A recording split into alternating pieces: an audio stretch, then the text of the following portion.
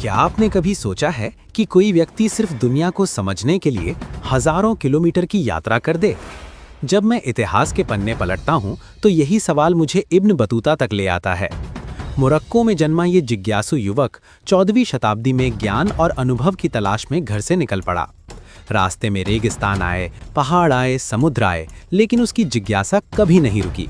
लंबी और कठिन यात्रा के बाद वो भारत पहुंचा। उस समय भारत पर मोहम्मद बिन तुगलक का शासन था। भारत की भूमि पर कदम रखते ही इब्न बतूता ने एक बिल्कुल अलग दुनिया देखी। अलग भाषाएं, अलग लोग और अलग जीवन शैली।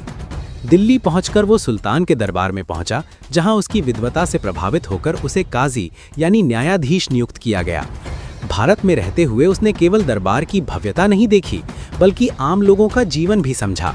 उसने नगरों की समृद्धि, बाजारों की चहल पहल, यात्रियों के लिए बनी सरायों और यहाँ की प्रशासनिक व्यवस्था का वर्णन किया। कभी वो सुल्तान की कठोर नीतियों से चकित होता, तो कभी भारतीय समाज की उदारता से प्रभावित। वर्षों बाद जब वो भारत से विदा हुआ, तो उसके साथ केवल यादें नहीं थीं, बल्कि अनुभवों का एक अनमोल खजाना था। बाद में इन्हीं अनुभवों को उसने अपनी प्रसिद्ध पुस्तक रिहला में संजोया।